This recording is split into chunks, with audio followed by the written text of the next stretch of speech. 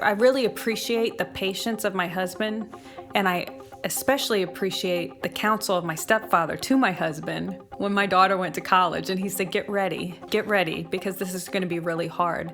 And so I just really appreciate an older man coming to my husband and saying, listen, I've been through this, and your wife's going to go through a really tough season, and just be prepared for it. And this is what you need to do to prepare for it. And so he was already prayed up. He patiently waited for me to walk through this season, and I really appreciated that. All around the world, we sing your praises. Hear us loud, hear us clear as we sing. Oh God, you're amazing. You are, you are.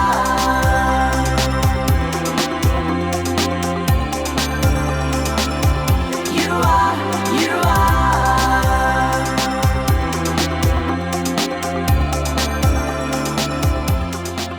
Welcome to episode number 52. You are hearing the music of our guest today. Her name is Jessica Cole. She's a singer, songwriter, worship leader, pastor's wife, and she is a mom. And she has a story to tell about a season of her life that was especially difficult that I think you'll probably connect with if you are a parent. You are. We are so excited to have Jessica Cole with us today. And Jessica is the director of the women's ministry at West Shore Free Church. And she ministers to women and has for many, many years. And she's going to share a story with us today. And it's a story that's going to touch many hearts. I know it because I'm a woman and I know how I feel when my child went off to college. And so, Jessica, go ahead and start and just share what happened when your sweet little baby girl headed off to college. Thanks, Pam. Yeah, I was married to a pastor for 20 years, and we were serving in New York City for almost 13 years. And all of a sudden, we had moved to Pennsylvania from New York. I knew no one. I was turning 40. My daughter was going to college. And I found myself in this state of sadness, in this state of what is going on, Lord, and identity crisis. I think it was probably midlife crisis at the same time. My husband started a new job. My daughter's off to school. We're in a new place. And what am I supposed to be doing with my life? And just kind of feeling like sad, just feeling empty and hitting this place of depression that I had never been in before, and just really not knowing how to get myself up out of that pit. And I remember my husband coming into our bedroom and going, I don't know how to help you. What am I supposed to do to help you? And I knew all the right verses. I knew all the right songs. I would read the scriptures. I had affirmations all over my house, and nothing was getting me out of my pit. And I'm crying out to the Lord going, God, you've got to help me. And it wasn't that my identity was in Madison. It wasn't that my identity was in being a worship leader or being a pastor's wife. But I had hit this crossroads in my life where I had poured into my child so much that I was, I guess, afraid of like, what does this mean for me now? You know, I've been a mom for so long, and now she doesn't need me anymore. At least I thought that. Of course, you know, we all know when our kids grow up, they still need us, but in a different way. But I had lost sort of this identity, I think, and it was also because I had left my job. And so I had left this post in ministry, and my daughter was leaving me, and it was kind of like, what now do I do? And I realized that so much of my identity was wrapped up in doing rather than in who God made me to be. Who am I to be rather than what am I to do? And so I remember calling my prayer partner in New York. She's the Metro Director of Child Evangelism Fellowship in New York City. And she had been with me for 10 years. We prayed together once a week. And she knew all of my ups and all of my downs and all of my strengths and all of my weaknesses. And I said, Betsy, I need you. Can you come out here? And she came in a moment, and we just cried and we prayed and we walked and we cried and we prayed and we laughed and we prayed. All of a sudden I could start to feel the heaviness lifting. just like David at Ziklag, when he had lost everything and their wives had been stolen, their children had been stolen, all of their stuff had been stolen, and everybody wanted to kill David. They were so upset at him. And he had lost everything, but what did he do? He had to encourage himself in the Lord. And I realized that I was not encouraging myself in the Lord, but I needed someone to help me. I needed someone to remind me. Be thou my vision, O Lord of my heart.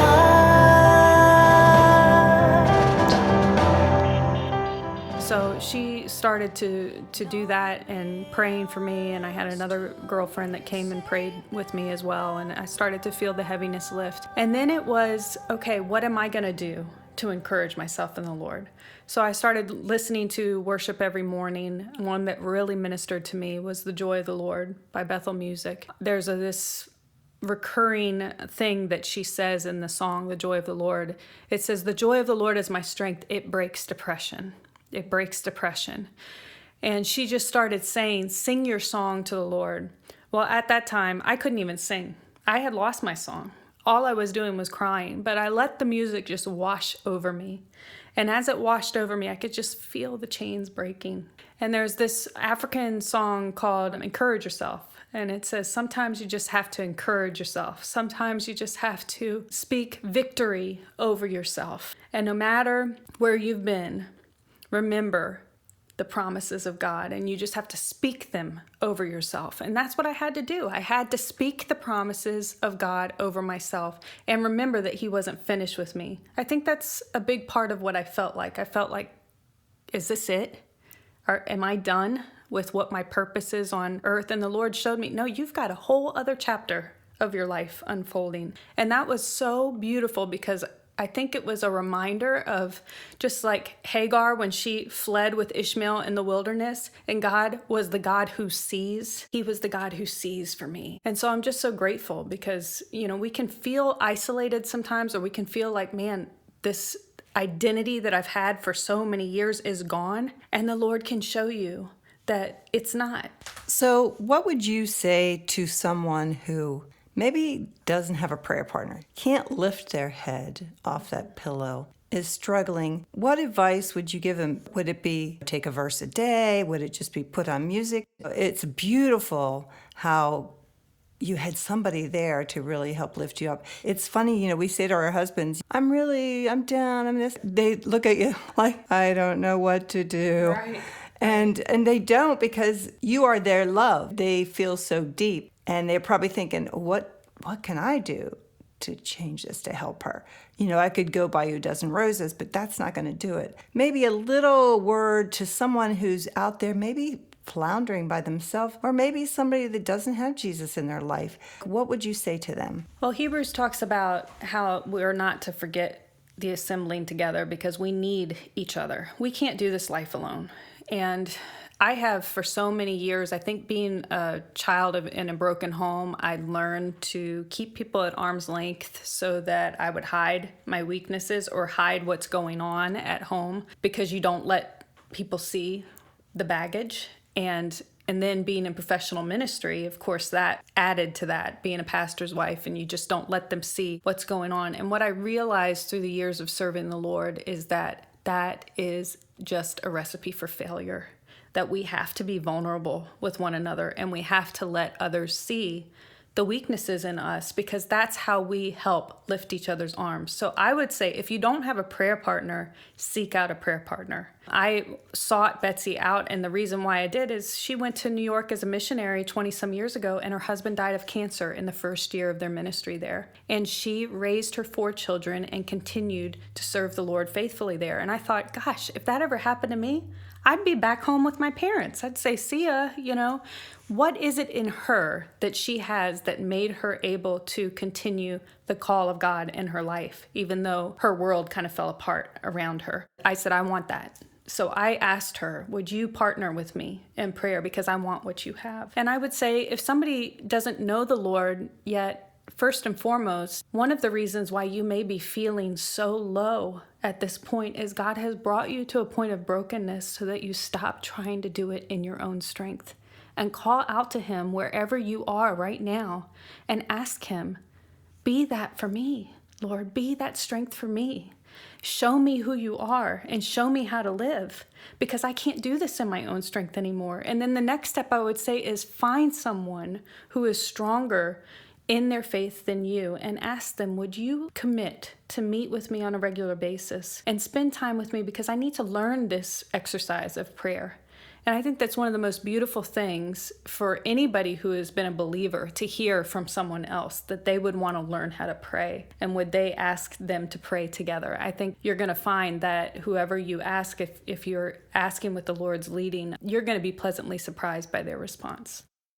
I really resonate with that feeling of just hitting a wall in your 40s and your husband saying, I don't know how to help you. I heard those exact same words from my husband in my 40s when I hit a wall, and mine was for a different reason. I know that men are wired to fix things, and we women are not easily fixed. We are nurturers. We just need oftentimes to process with someone. We don't need them to fix us. But I resonate on one level with that, and then also just the depression and the hopelessness. And I'd known the Lord too all my life. Everything that I knew to use to get better wasn't working. And I think that sometimes we get to that point, even as Christians, because there's something new God wants to do in us. Looking back, I obviously was thinking that I could fix myself if I would just do all the right things and all the disciplines I always knew to do. And what I learned in that season was just sometimes you have to call for another person to help you. It's a reminder that community is Jesus with skin on, and he sometimes shows his power best by us going to another human being and saying, I need help. Whether it's counseling or a prayer partner. For me, it was a combination of counseling, prayer, friends, figure skating, learning how to play as an older person, just tapping into that childlikeness and playing. I guess I'm curious, do you still have days where you struggle, where you can feel that coming back on you, or was it a gradual moving out of it and growing out of that into healing and moving past that? Or do you still struggle with it? I guess that's my question. I'm so excited that you're going to edit these, because now I just feel like a free bird, because I can mess up all I want. Just so you know, Pam is learning how to edit our podcasts, and I'm so excited. Usually I do it, so now I can make all the mistakes I want, and she has to fix them. I'm so glad you asked that, Frances, because I think for every person it is different. And I have been on the receiving end of counseling and been the counselor, and in different circumstances. But for me, it was a gradual healing process that on some days it sneaks back up in me where I feel down, or I feel the depression sneaking back up. And I do on a daily basis ask the Lord for his joy. And one of the things that this whole process has taught me is how to tap into the joy of the Lord, that I don't have to manufacture my own joy.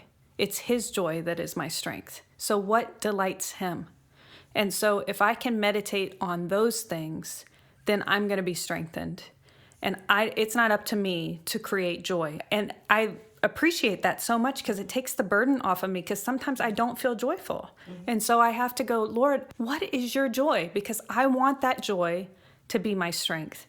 And I'm reminded over and over and over again, John 15, if you remain in me and I in you, then your joy will be complete. And so there's a secret in abiding in Christ, that somehow the fruit of that is joy.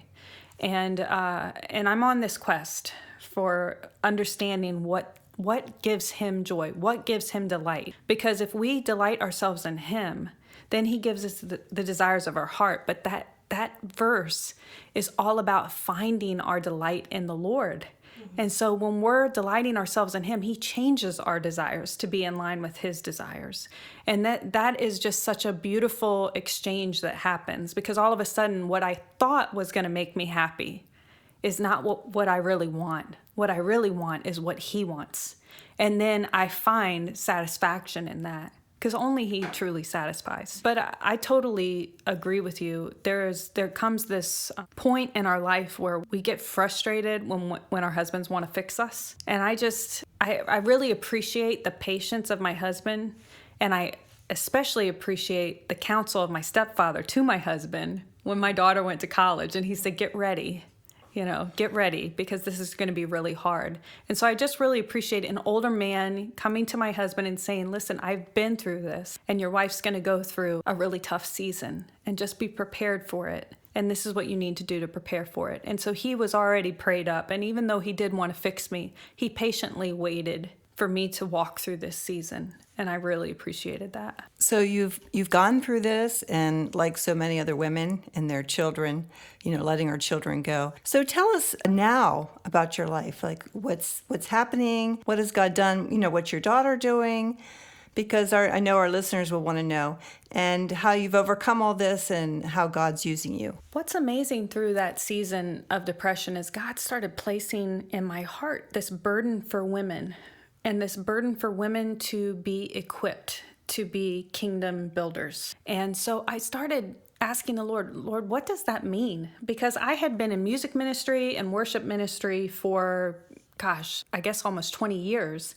And all of a sudden I had this burning passion for women, and I'm going, what? I don't even understand that. I think I spoke at one women's retreat. And other than that, it was testimonies in between songs that I was singing, but I really didn't have a speaking ministry. And God started opening all these doors for me to speak to women. And then as we were praying about where we were supposed to be going to church, we had nailed down where we were going to be becoming members. And my husband was preaching at another church because he works with 140 churches in the Eastern District. And I said, you know what, let me go to our home church because I want to put in our tithe check, and then I'll meet you in the second service. So I was at church all by myself. And all of a sudden I see in the bulletin that our women's ministry director was retiring. And I don't know if you would have asked me even a week before, I would have not even thought a moment about this role.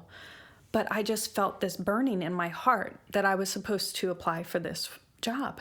And so I went to my husband and I said, babe, do you even think I would be qualified for this? And he said, honey, you have been ministering to women for the last 20-something years. This is what you have done. And so he just really had such belief and faith in me, and I so appreciated that. And so with God's leading, I applied for the role, and 2 years ago I started at West Shore Free Church, and also as his partner in ministry, I help him with the district. So I'm also ministering to several of the churches within our district. And God has opened up this door for me to minister to women. And really, the whole idea for me is I want to be an equipper.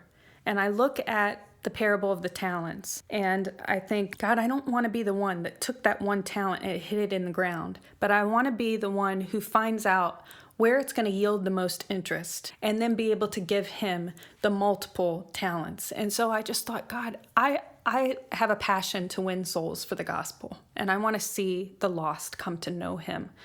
But how awesome would it be if I could extend that passion to other women who then in turn would want to be soul winners themselves? Because ultimately, time is running out, and I looked at my life really when I turned 40 a couple years ago. I said, this is the second half that I'm starting, and I want the second half to count, and I want it to count more for the kingdom than the first half did. So what am I going to do with these maybe 40 more years that I have on this earth? What am I going to do that's going to count for eternity? And ultimately it was, Lord, whatever you give me the opportunity to do, I pray that it has exponential impact. And that was really what drew me to that role. Now, as far as Madison is concerned, she finished 3 years of college and she moved back home to Staten Island, New York, and she is currently engaged. She's going to be married in December. So it's another season of letting go. For sure. And it's bittersweet. I'm very happy for her. She's met a good young man who loves the Lord and loves her dearly. But it's bittersweet. She's my one and only child. And, there was a grieving that happened when she left the nest of, God, why didn't we have more kids? That was a really hard thing for me. But I'm just anticipating lots of grandchildren. Mm-hmm. Can you give, I don't know, 2 or 3 things in a nutshell that you would say to a woman whose children are about to leave the nest? And maybe some of the things your stepfather told your husband, like what, just a heads up, a warning, you might feel this, and it's part of this process. Just give them a little bit of, I guess, wisdom about they could expect when they enter this season. I think what's funny, and I've spoken to several moms in this season of letting go, what comes unexpectedly is anger. And I think I see this in mom after mom after mom. There's an anger that they're no longer integrally involved in the day-to-day of their child's life. And it's a letting go of not just their child in essence, but it's a letting go of the shaping, because they have been involved in the shaping of this child, and all of a sudden they have to let go of that. And I was surprised by that. I was surprised in myself, and it's funny because it's like a mirror, because whenever I talk to other moms, it's like, oh yeah, I went through that. Okay, hold on. Who are you angry at? I don't think anybody's angry at anybody other than just life. Like, I've heard so many moms say, well, I just want to have another baby.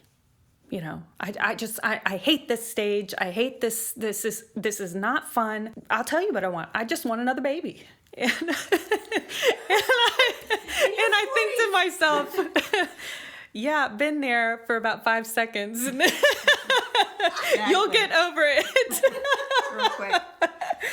But I can so identify, because I think that was the first thing that my husband and I both thought about as we were driving away from the college campus was, I just want to start over. And I think what it is I think when the moment has passed of you're done raising your child and now you have to let them go and let them be an adult, it's the realization of, oh gosh, I'm never going to get those 18 years back again.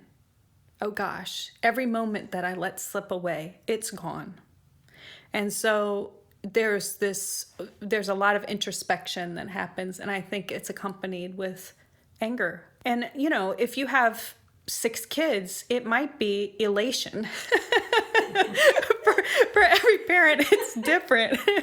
But for me, with the one child, there was so much finality to it. It was like, this season of motherhood is done. But what I've realized is she really needs me in a bigger way than I thought she would. So it's a different level of parenting. It's not that my parenting season is over. It's just that it looks different. And that's given me a lot of joy. So I think that's what I would say to moms that maybe are getting ready to enter into this. Maybe this summer is your last summer with your senior student. Enjoy it to the full, but also know that it doesn't mean that this season of parenting is over. It's just going to be a different parenting season. But you're not done. You still need to be mom. They still need you. I understand, as you came in here to the studio today, that you are a singer, amazing singer, and do you write songs? I do. Too? So why don't you send us out with one of your songs, and before we do, just tell us a little bit about it.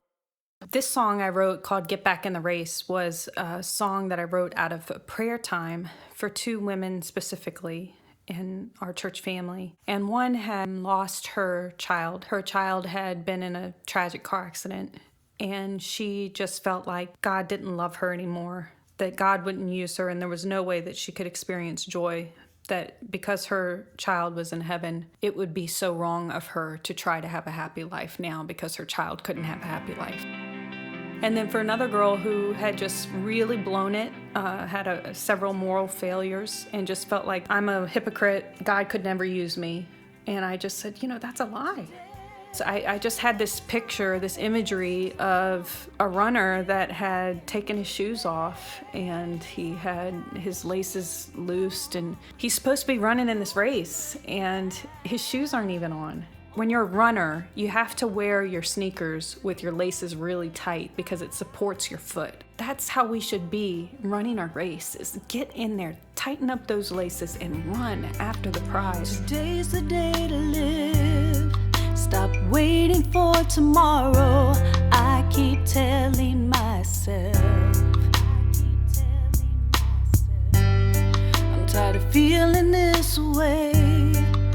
Stuck in pain and sorrow, I choose to break free.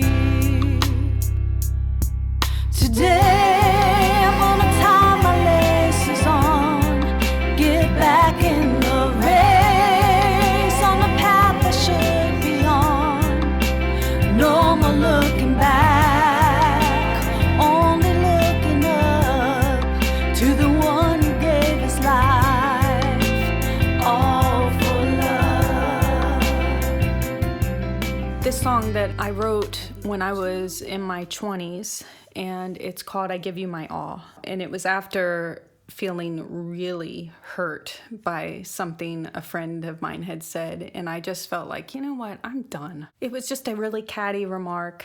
It was meant to hurt me. She did it intentionally, and I just wanted to retaliate. And instead, it ended up being this just crying out to the Lord, just saying, God, I remember what you've done for me in the past, and I know you'll do it again, and I just give you my everything. And so it was really just a prayer that turned into a song, and so I hope it encourages you. It's called I Give You My All. There are days when I feel like giving up.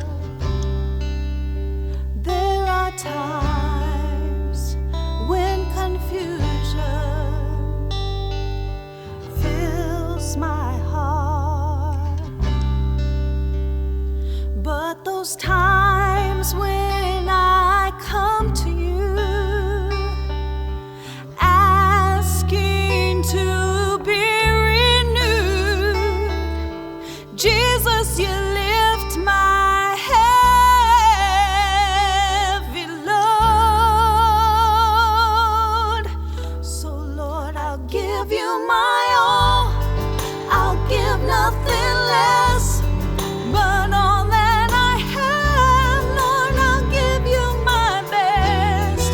I'll give you my life and all of my years. I'll serve you forever in laughter and tears. Lord, I'll give you my all. I remember all those times when you picked me up and you set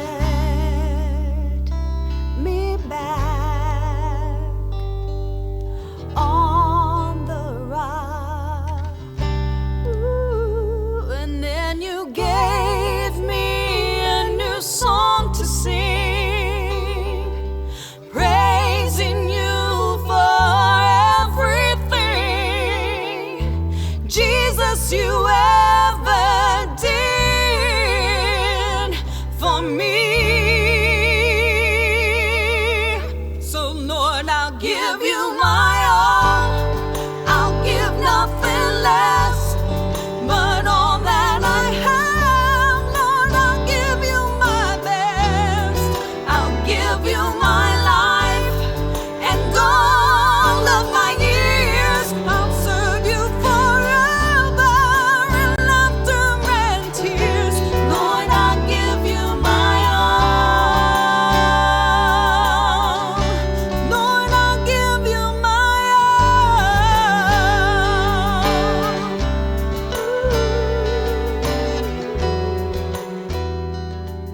Thank you so much for coming in, Jessica, and sharing your heart and your message and your story and your music. And just remember, you can download all of her music on iTunes. Just look up Jessica Cole, C-O-L-E, and you'll find her there. Speaking of giving your all, I am so excited about where we're taking this podcast for the next few months. We've spent the last year gathering stories and sharing hope with you through people's obstacles that they've faced, and now we'd like to begin to focus more on how do you go after your dream? When you've become a brand new me and you have things stirring in your heart, things you want to try and do and you feel called to or just feel passionate about, how do you step out, find your dream, pursue it, hang in there with it when you're in the midst of it, and overcome obstacles to keep at it? That's the kind of thing we're going to look at. And so we're going to jump into a book that has really inspired me, and Pam read it and loves it too. It's called Chase the Lion. So we just want to give you a heads up. We're going to start delving into that book in a few weeks. We're going to lead up to it, but we want you to go ahead and buy the book on Amazon. It's written by Mark Batterson, and it's just like a staple of my reading every year that helps me on my path to pursuing what's in my heart. So we just wanted to give you a heads up. Go buy that book, Chase the Lion, and we'll see you next week.